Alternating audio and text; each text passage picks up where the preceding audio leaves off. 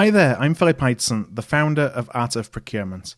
And at Art of Procurement, we help procurement professionals like you plan and deliver change with confidence. Whether it's through the mapping and prioritization of your change journey, securing the subject matter expertise that you need to help you along the way, or assisting you and your team to take action on what they learn, and what's really important is on also what they already know.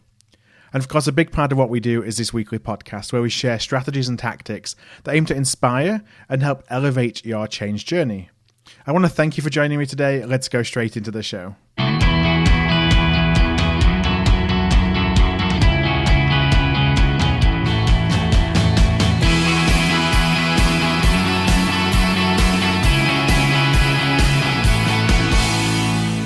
Hi there, everybody. Welcome to episode 239 of the Art of Procurement podcast. Before I go into the details of today's show, I'm excited to let you know about a Kickstarter campaign. Yep, you heard that right, a Kickstarter campaign that we launched today. Now, as far as we know, it's the first time that a procurement product or procurement service has ever been crowdfunded. But our opinion, we can't create something new by traveling on well-worn paths.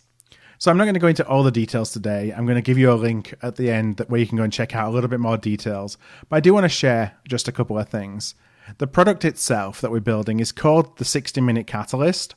It's a series of 10 built-for-you lunch and learn sessions that comes with everything you need in the box to run your own sessions across a number of different procurement topics. We're also launching a community version of the 60-Minute Catalyst where you can send as many of your team, and the number is unlimited, to join a monthly session, same topic, that we actually facilitate here at Art of Procurement. We're raising between now and March the 8th $50,000 to fund the creation of the 60-Minute Catalyst. We're using crowdfunding because it actually allows us to sell the product at a much lower price point than the traditional product development process. That's going to allow us to get into more people's hands, which is going to broaden its impact. And really, that's what we're really passionate about. Now, we're going to be talking more about this over the next few days, but if it sounds interesting, if I've piqued your interest, we do have a limited number of early bird packages available. But to check out all the details of this Kickstarter campaign for the 60-Minute Catalyst, go to artofprocurement.com/Kickstarter. That's artofprocurement.com/Kickstarter. That's going to direct you to our page on the Kickstarter site. For the interview today, I'm joined by Andrew Daley. Andrew is founding director and leader of the procurement practice at Edbury Daley, a recruiting company specializing in the procurement and spend management space. Longtime listeners will know Andrew. He's shared his talent and recruiting insights with us on multiple occasions over the past 3.5 years. In this interview, we discuss how the risk-averse nature of hiring managers is actually limiting the potential impact of procurement organizations, and why both our role definition and our hiring processes need to be rethought. I'm going to start by asking Andrew for his opinion on the current health of the procurement profession. I think overall, this profession's in pretty good shape, really, Phil. I don't think anything materially different has necessarily been done in 2018 that wasn't done in the 2 or 3 years immediately preceding that. But I think what is very encouraging is the opportunities that are on the horizon for the profession to really make a difference, in areas beyond what perhaps it's historically done. So, if you take the UK, for example, obviously the news agenda is dominated by Brexit at the moment. So for procurement and supply chain, depending on what actually happens, and that is obviously very much up in the air. But there is definitely a perception in the marketplace that there is an opportunity for procurement and supply chain to really make a big impact as organisations adapt to the changes that will come about if we do end up leaving the EU. So certainly in FMCG and other sectors like pharma, etc., they're sort of all on standby, ready to help their organisations adapt to whatever challenges exist as we exit and then go through the transition period, really. If you take Brexit out of the equation, which I know it right now, and as we're recording this, towards the end of December, and it's so unclear as to what the next steps are and what's going to happen in 3 months. But perhaps by the time the podcast comes out, there's a little bit more clarity. Take away what I would consider short to medium term, at least from a workload perspective, activities. From a structural perspective, is anything changing in procurement?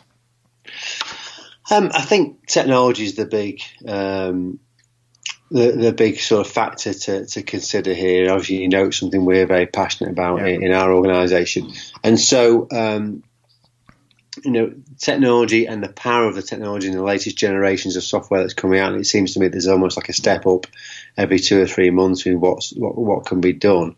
That is the big opportunity that exists for the profession, and I think there's a real scope for upskilling, for a redefinition of what the profession can bring to organisations, and at recent events that I've been to, particularly the SAP Ariba event that I attended in London in October, a lot of the conversation was dominated by the opportunity that exists, and it really being a real time for the leaders of the profession to grasp the opportunity and sort of dictate the agenda. And part of that was around the evolution of the skill set and what it will look like in future. Part of it was around, the automation of some aspects of procurement, particularly tactical, and how that would free up time and resource for more strategic value-add activities. And there's a lot of conversation around what they might look like, which I found very interesting, and the skills and experience required to deliver that, which, of course, is a subject close to my heart. And to me, that's the other thing which really paints a very positive picture for the profession, because the early adopters, so to speak, there are examples when you go to big events like Procurement Leaders, for example. There are examples of sort of visionary leaders who are at the forefront of embracing the power of the technology, and they've got the sort of the mandate from their board to invest and train and adopt these solutions, or train their people to adopt these solutions, and they're delivering big results, and so they're setting the benchmark for others to follow, really. What are the so as you go to the events, you mentioned a couple there in Procurement Leaders and SAP Ariba. I think it's Ariba Live, isn't it? Well, Ariba Live was in Amsterdam back in, I think it was April or May. And that was a real showcase of what the solutions were doing. This particular event that I referred to was run as a UK-only event, so it was a bit smaller. Okay. And it wasn't as salesy. It wasn't about them or the product so much. No, it was really interesting, actually. So Ariba Live, there's so much about what the solution is doing now and what it's going to do. And it wasn't a really aggressive sell. It was a showcasing of the capability, really, to ideas to get people excited and take the message back to their organisations of what can be achieved in future. This smaller one-day event was more about wheeling out some very interesting professionals and for them to present about what they saw as the future vision of procurement. So it wasn't they weren't doing a sales pitch about their tools. They were basically saying this is what could be achieved when we embrace the technology. So, for example, I was fortunate enough to be invited to go on stage with Graham Wright from IBM. He's one of their procurement leaders in the UK. And he presented their vision for the future skill set of procurement in IBM, and it was described as sort of consultative sourcing. And I was very impressed by what he had to say around what they want to achieve moving forward and how they're going to upskill their people to deliver that. What were some of the messages? I'd love for you to share kind of some of the things specifically that you heard at the event, or perhaps companies who you saw doing interesting things. Like, what are the kind of things that they were experimenting with?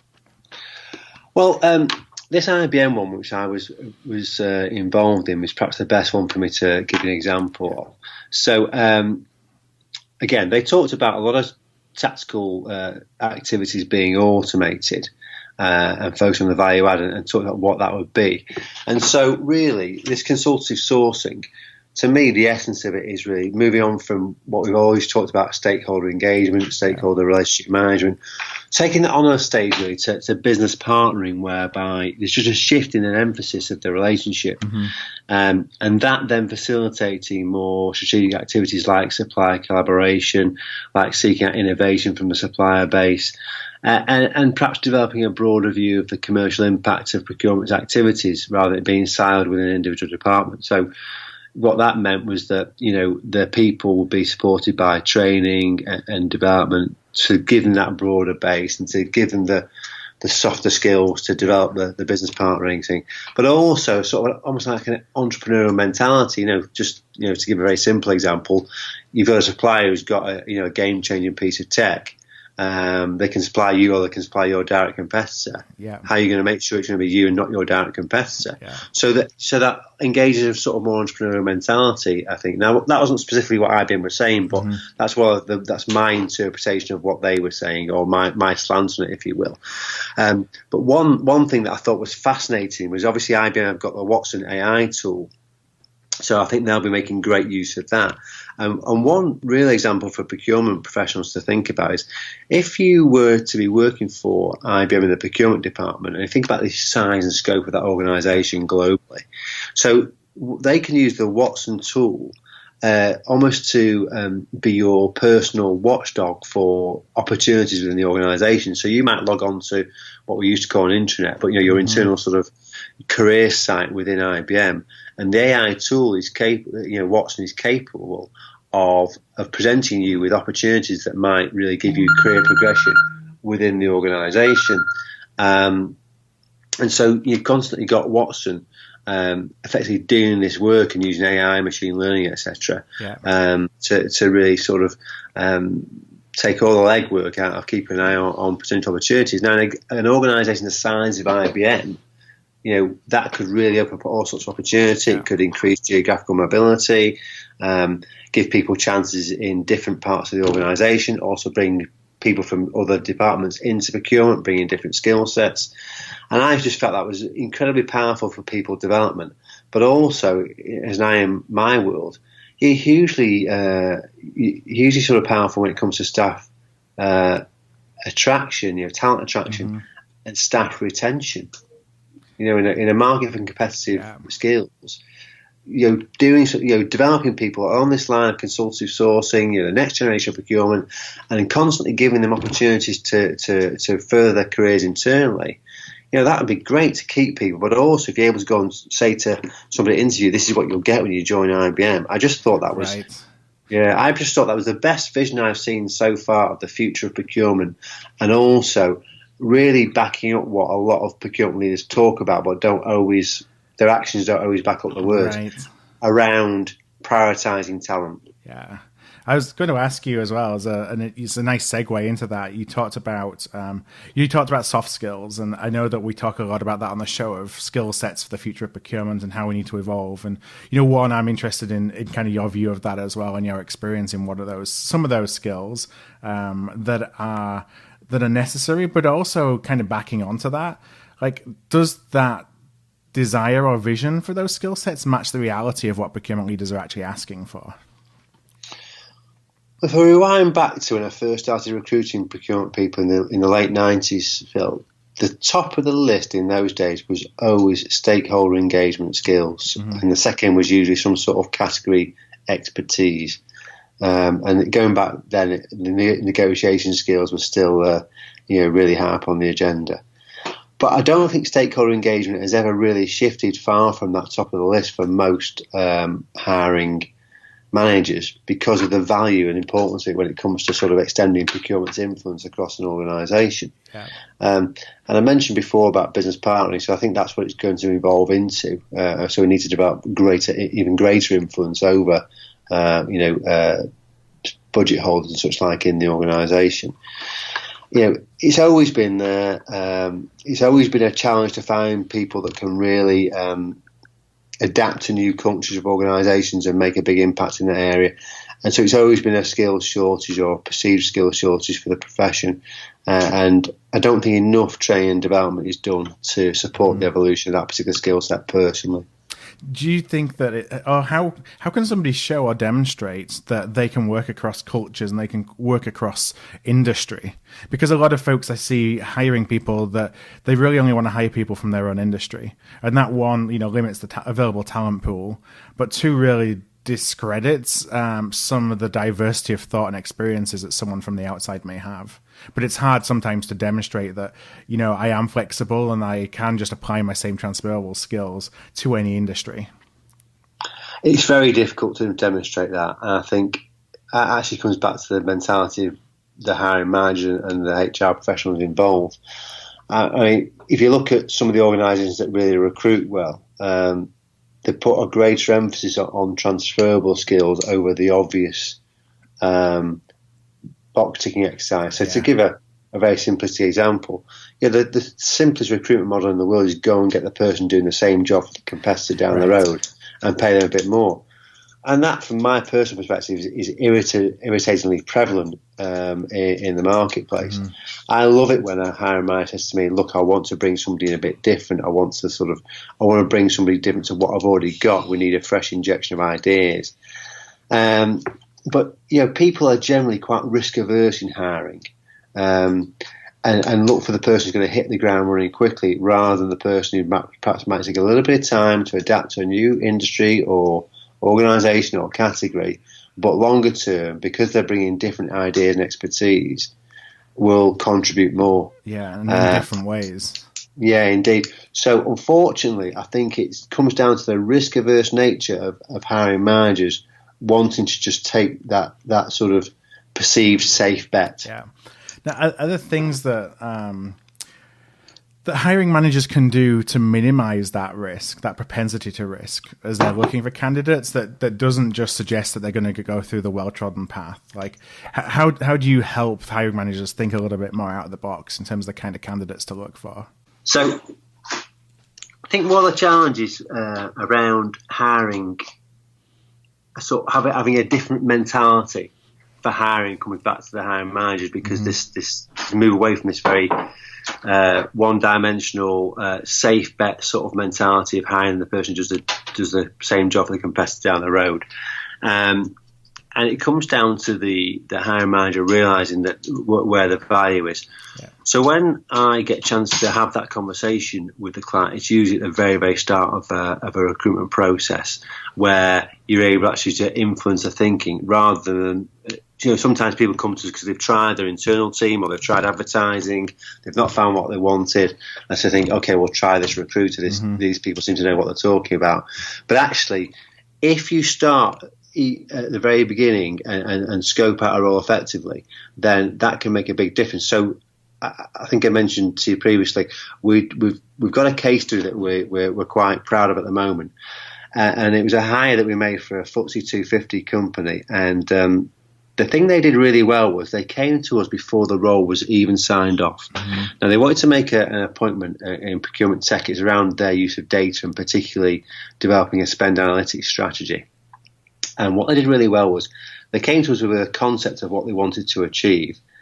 And they discussed with us what was a realistic scope of the role, bear in mind the available skills in the marketplace.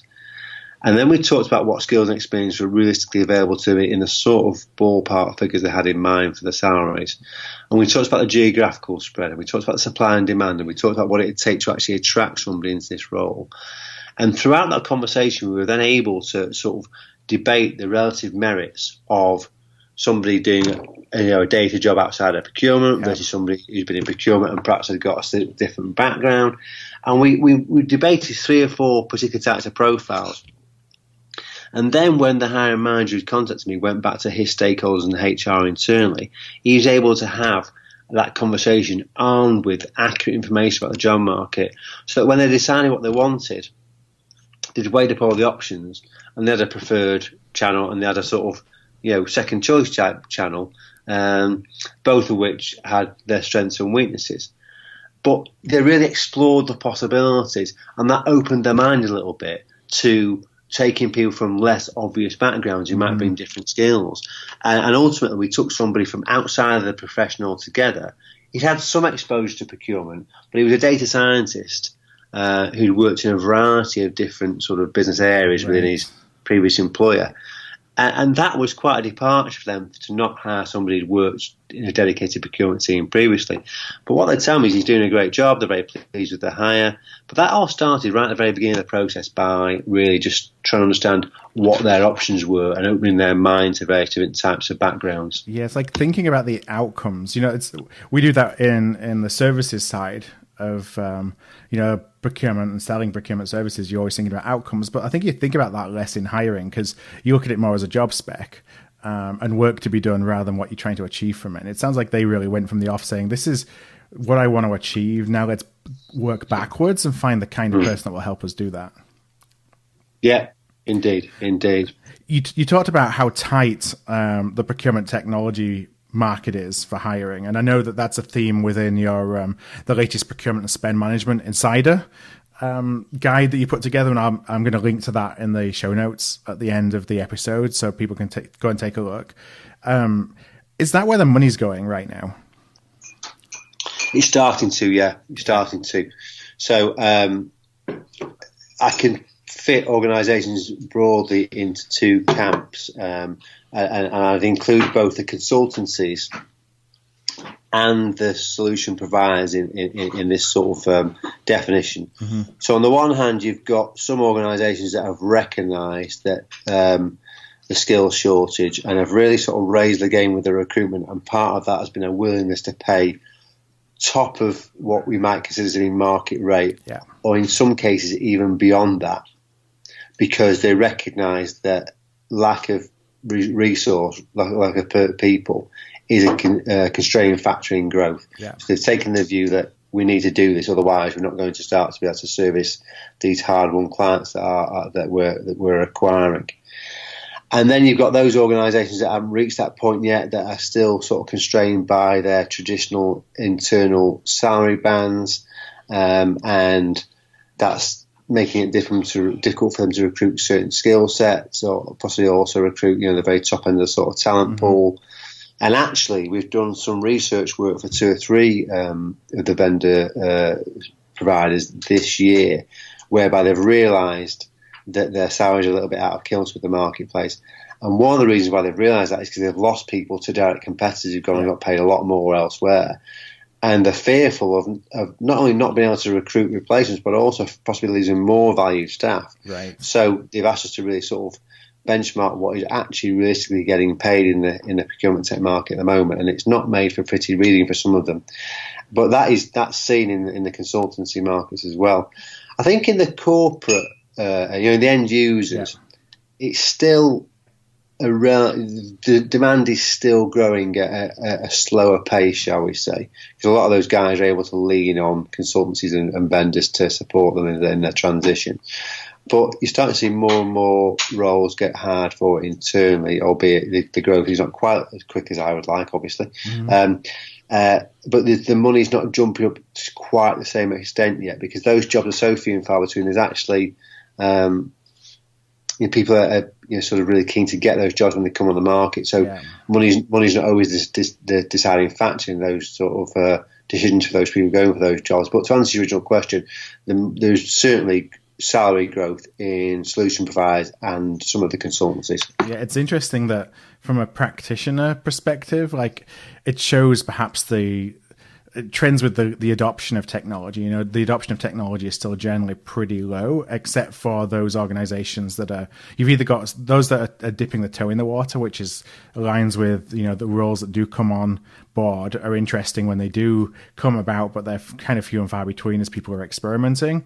And then you have on the service provider, they're supporting people who have fully bought into new technology, and there's a pretty limited supply of talent. Which means those who don't get the best people, you're not finding enough people quick enough to come up to that standard, and it's a little bit of a vicious cycle by the sounds of it. You lose out to the best people, there isn't really that talent pool behind them yet to fill in at that same level. Yeah, quite right, Phil, quite right. And I've had a number of conversations, particularly with consultancies, around the fact that it's very difficult to solve this problem in the short term. So they need to be looking at their medium and long-term strategy around talent in this area. So if you take the consultancies that are trying to ride the Ariba and Cooper waves with implementation and transformation projects that support the adoption of these tools, my message to those people is we've got to look at ways of expanding the talent pool. Yeah. Can't just keep, Big Four can't just keep pinching each other's staff, right. and expecting that to sustain a growth in digital procurement, in the digital procurement community, really. So, obvious things that the Big Four and others like them do very well is training graduate talent. Yeah. So, I'm saying to the big consultancies, get your fair share of the best graduates each year and train them and retain them and give them reasons to stay with your organisation. I'm saying you need to be a little bit more open-minded about maybe taking people who might have, let's say, somewhere between 3 and 8, 9, 10 years experience post-graduation in corporates, but have perhaps got the skill set to transfer over, which goes back to our early discussion around, caution in hiring, rather than getting somebody who's already got consulting experience, which is their obvious preference. In the absence of suitable candidates, there are people who can make that transition, who have got the good softer skills around relationship management, who do understand the concept of change management and transformation. And with a little bit of investment in time and patience, those people can become very good consultants in a reasonable time frame. So I'm really encouraging some of the consultants to consider those sorts of profiles. Yeah. Do you find there's a lot of demand on the practitioner side to go into roles that are in consulting or in with the technology providers? For the consultants, if you talk about the big consultants, they're still relatively wedded to their traditional model of wanting previous consulting experience. Mm-hmm.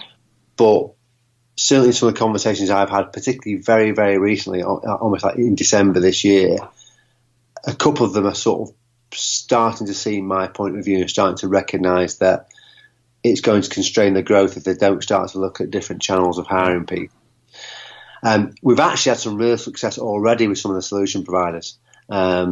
So, for example, they're not quite so precious about previous consulting experience. So I've moved a few people who are practitioners who've had decent exposure to the use of procurement tech into some of the vendors this year, and they're really enjoying those roles. So they sort of, their view is they sit in a client-facing role now on behalf of an Ariba, for example, and they're able to say to customers, "I've been where you are. I understand the challenges you face, the roadblocks rather that you've got to get over." And that empathy they can show with the customers is very valuable. So they really understand the procurement world and they understand the tech, and of course, people like Ariba train them very well as well. Mm-hmm. And so they then become very quickly really valuable resources in client-facing roles, whereby they can really sort of support clients through the change process. So I'm seeing that in quite a big way. I've been working on a lot of projects like that myself, and I think that's a really good move from the likes of Ariba and more to do that. Right. That's so I made that jump from a practitioner into a service provider. And I think I look back and what were some of the things that I did to prepare myself for it. And it was definitely kind of taking that service provider mindset even within the internal organization.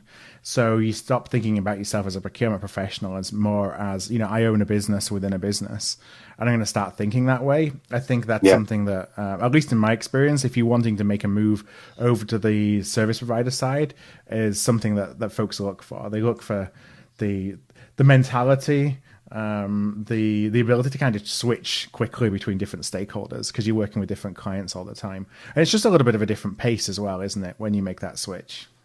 I couldn't agree more. Starting to embrace that mindset, and also embarking on some self-education whereby you can read around the subject, you can watch videos, you can network with people, and really get as many different sort of takes on what it takes to transition from one side of the fence to the other. That really helps you understand what's required, and I think that then positions you well when you do want to make that move. If you sat in an interview and you're able to say to a hiring manager, this is what I've done to prepare myself to make this transition, you're starting to take away a little bit of that perceived risk rather from the hiring manager. So, changing your thought process and adopting an approach to self-education, I think, are the two biggest things that people can do to help facilitate that. Yeah. Now, one of the comments that is in the report that was interesting to me is you said that it's rare, or it seems rare now, where a candidate can learn on the job. And I just wondered if you could provide a little bit more context on that. Is that related to supply and demand in the market, or does it go back to that risk aversion? Like, people want somebody who's going to make an impact now. I think it's the latter point. They're both relevant. I think the latter point is probably the dominant one. Mm-hmm. That comment actually came from my colleague Peter Brophy. Now, Peter has done quite a lot of work this year on leadership roles. So, heads of procurement, directors of procurement, not quite a massive CPO, but certainly some pretty chunky leadership roles. And then also some direct reports into CPO. So really senior people, good salaries, strong pedigrees, and good backgrounds. And what he's found is that,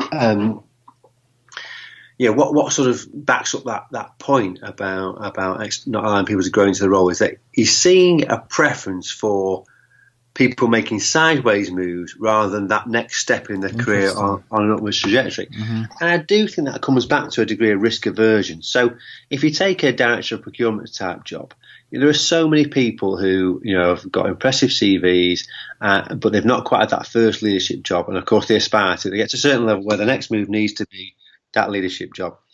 Hiring managers favouring candidates making sideways moves rather than that sort of upward step in their career into a bigger job. So to give an example, you've got a sort of director of procurement type job. And there are lots of people with strong CVs who aspire to that sort of job, but they've not had a leadership role previously. They might have had a really good job reporting to a CPO. That next step for them is to branch out on their own and become the functional leader.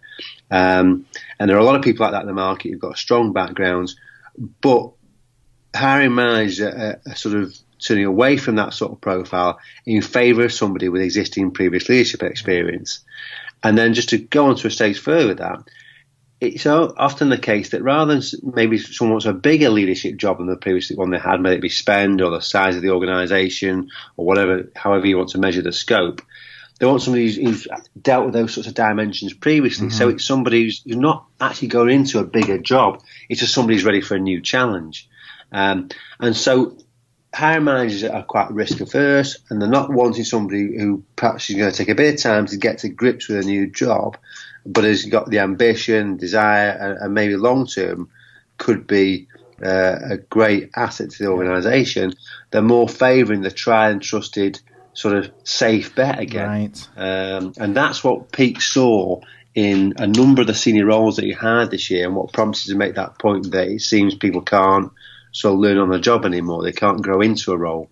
Does that change the hiring or the career ladder below that? Because then you have this population of people who are struggling to make the step up. And I'm sure there's a frustration. Yeah. There's a frustration with that. Yeah. Because they might be in a great job in a good organisation. Yeah. So the only real job they're going to move for is the one that satisfies that career ambition of moving to the next step up the ladder. And you've already got a problem in that the natural pyramid nature of corporate structures means there's usually only one top job in any function. Yeah. So there's already a scarcity of those jobs anyway. And then you take out the fact that some of them will never go to people who've not had that previous leadership experience. That means the people who aspire to those jobs, and these are some of the people who really get in touch with me, really trying to scour the market for that next career opportunity. They really find it frustrating, the lack of opportunities for them to get serious consideration. And then add in that a few procurement leadership jobs do actually go to internal appointees who actually come from outside the function. Right. So good leadership jobs on the open market are few and far between. Yeah, I was going to follow that up with a question about when you're looking at CPO roles or head of procurement roles. Anecdotally, I see more and more people get hired from outside of procurement into the top role. I know you just mentioned it there. Is that something that you're seeing kind of as a trend, or is it just dependent on the organisation? That, again, is a very good question.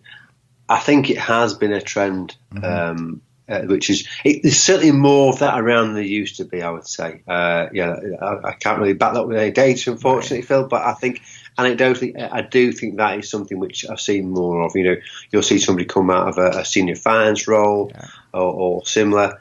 And that's career progression internally for that person, which semi-contradicts the point I just made about people not being given time to step up. But actually, because they're a proven performer in an organisation, again, they're perceived as lower risk. And the thing is, in a leadership position, you're not in the coalface negotiating. you're leading and coordinating a team and trying to deliver a strategy. And people who've got to that level in organisations are perceived to have the intellectual capacity to do that. So I think it's not unusual for some decent sized jobs now to go from out to outside the profession. Yeah, I think some of it is tied to the perceived maturity of the procurement function. I say perceived because, that's an important word, because it's perceived by the people who are making the decisions to put those, the non-procurement leaders in those positions, where there's perhaps a feel that business alignment isn't what it could be. And so it will be more effective to bring somebody in who understands the business and can figure out how to best connect this resource of procurement talent that we have with a business, as opposed to bringing somebody else who's got that more of the more procurement mindset, if you will. Yeah, indeed, I agree with that. And I think the other thing is that for a lot of organisations, procurement is still struggling to move beyond a completely savings-dominated agenda, and maybe bringing somebody who understands the organisation, understands a different perspective, might be able to start heading them and push them in that direction. When you talk to people who are interested in taking on new roles or advancing their career, do you sense any concern that their skill sets are becoming commoditized or automated, and that the desire is to get into more impactful roles or to be embracing the technologies and the changes? Or is it just more the traditional, hey, I'd like a better job, I'd like a little bit more money and a little bit more responsibility? I think the latter, that sort of older school mentality, is still more common than the former. Mm-hmm. And I put that down to the fact that when you're in the system that's the way it is culturally within the profession and within your organisation, it's difficult to take a step outside of that and actually see what's going on in the wider world. Yeah. And that's something I think people should do more of, not just procurement professionals, because there's so many resources available to people now online, etc., that can help you do that. But there are certain types of people that are conscious that the technology is really changing our world and our profession, and parts of their job could become automated. So where does that leave us? I'm seeing that in finance as well as procurement, and perhaps more so in finance than procurement. P2P, accounts payable, all that sort of thing. So I think there's a real need for people to start trying to look forward a few years down the line as to where their careers will be, and start making that much more a factor in their decision making, rather than I'm a bit bored where I am. Right. I think I'm worth a bit more money, or I need a new challenge, or whatever other driver is sort of pushing things. So when people come to me, that's still a prevalent sort of mindset. I think, to distinguish from that, though, there is some evidence that when I'm going to the people, so when I'm actually headhunting, and I'm actually speaking to what we in recruitment call passive talent, i.e. people who aren't actually looking for a new job, there's a bit more recognition as to what might drive a well thought out career move than just those traditional push and pull factors that we're all aware of and have been around for years. Because we talked about career ladders a little bit, and when you think of the top level, maybe it'll always be a procurement person who's got a background in procurement that gets that top job. Maybe it'll be somebody from outside. It's probably going to be a mix, just depending on the company. But that role exists. But below it, we're starting to talk about bringing people from outside the profession. It just seems like. And yet, for the director roles, you talked about people who just wanting to hire people sideways rather than giving them a move up. So there's a lot of, friction, I guess, in the career ladder. And you start to think about technology, and as technology starts to take out the bottom rungs of the ladder, what are you left with? You're left with, hopefully, roles that are a lot more influential in the organization, but they're individual contributor roles. So there's going to be less, I want to build a team, and I want to mobilize a team, at least in my opinion, and I'd love your perspective, in terms of what the jobs are going to be that's available in the future. I think we'll probably move to smaller departments with sort of more individual contributors, as you put it, bigger hitters, if you will. Mm-hmm. So I think people who are serious about advancing their career in the long term in the profession need to think very carefully about what their skill set they've got now is and what they think they need to evolve into if they're going to really survive the changes over the next few years. And the bottom end of it, the sort of transactional stuff, that is really a threat from the technology. Yeah. There's no two ways about it. There's no easy way to dress that up.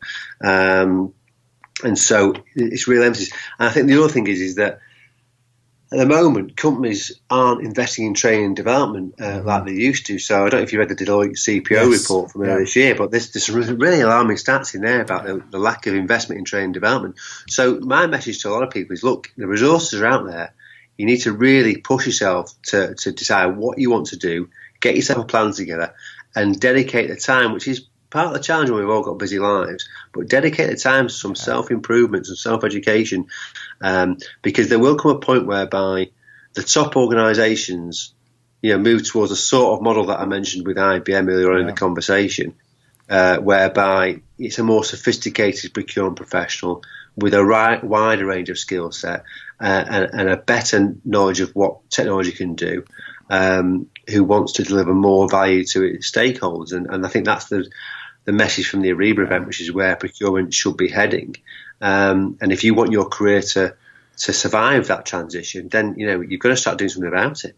Yeah, learning and development is really interesting. We built a product at Procurement to kind of try and solve for that need of not having the time to invest in new development, but needing the accountability and needing to at least understand what's going on out there and how you can start taking action on it. But that Deloitte report, we did an article on it as well, because it seemed like, there's kind of two camps of organizations. There's those that have just invest kind of, I'd say, the same amount of money each year in the same things in learning and development, and they're realizing the effectiveness is going down. And because the effectiveness is going down, then there's no ROI. And so they're cutting back their investment. And then there's those that are actually investing a little bit more, and they're investing in different things. And because they're investing in different things, they're actually seeing the impact of that. And it's making the business case for them to continue. So it's like a have and a have not almost. The ones that are looking at doing something different and aren't afraid of experimenting are really continuing to see the value in investing in helping their teams in learning and development. And those that aren't are just seeing, like, what's the point? Because the same stuff I invest in every year isn't working. Yeah, indeed. Yeah. And when you go to these events, you can see the sort of the people that have really made that investment and have reaped the rewards. They're the ones on the stage telling everyone else how great it is. And everyone else is sort of looking on enviously, or in some cases dismissively if they don't believe in it. Yeah. But procurement leaders in London in I think it was June was a classic example there. They brought over a few CPOs from the States, made some fantastic presentations about what they were doing with technology. And you could just see people looking on enviously around the room thinking, God, I wish we'd invest in some of that. But it's the sort of chicken and egg scenario. There was one CPO, I won't name him, but he'd gone into an organisation and he had some, what I thought was ridiculous savings target in the first quarter of his employment. I think he had to deliver something like $120 million. And he nearly hit it. He got to about 114, 115. So you imagine the message he was able to take back to the board at the end of the first quarter of employment and the impact that would have on their belief in him and the trust. So he asked this guy to look at ask for investment in technology and then the training and development to use it.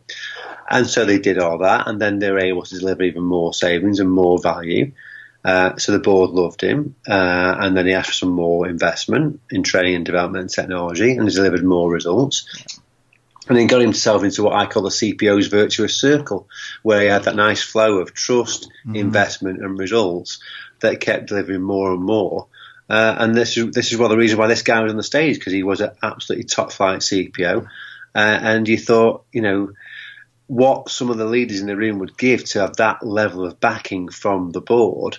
But he'd earned that through his performance of directing his people in the right ways early on to prove that he was everything they'd hoped he would be when they hired him. Yeah, and sometimes it only takes small steps. You don't have to start with a big bang that's going to cost you a lot of money, that's going to put a lot of, even the careers on the line. You can start with small pilot programs around technology, around different approaches to L&D. Pilot those with your teams, learn from them, and then start to implement them at scale when you've got more confidence they're going to work. So there's ways to do it in a risk-aversive way, I would say, as opposed to, hey, making a pitch for a lot of money quickly, and when you might not necessarily have that trust. Yeah, indeed. Well, he was operating on a big scale, and That's the way he told the story. Of course, he told a very good story. I'm sure there was a few bumps in the road that he didn't mention. But isn't there always? Of course. But that's not quite as exciting when you're painting a great picture for an audience of 500. But there's another person, a similar thing. He showed some pictures. He had these massive iPad-type screens in his. He had 3 procurement hubs in his organisation across the state because he had 3 business divisions, and they had these iPads, and the team were able to go and just, at any time touch the screen and get all sorts of data and spend analytics insights. And that was really driving their performance forward, and it just looked like an amazing place to work, and that the people were so empowered and had all the sort of latest tech at their fingertips, and were, you thought that would be so powerful in my world to be able to say to a candidate when you're headhunting, well, this is what they're doing with spend analytics at the moment. Are your people doing that? And so few people are doing that. It would be a massive magnet for top flight people to go and work there, and obviously driving an awful lot of value. So it is happening, but they are still, in my opinion, still in very much the early adopters, and unfortunately the minority. Yeah, and hopefully, as we next time we come to chat, there's more organisations who have embraced that, and we're looking back, and it seems that it's it's kind of a profession, an evolution, transformation of the profession, rather than individual companies doing it. Based on, of course, their own business cases. But that's what I see right now. It's kind of few and far between. It's not something that we're doing en masse as a profession yet. And I think technology will force it. The question will be whether we embrace it, or whether companies embrace it, or whether they are a little bit late to the table.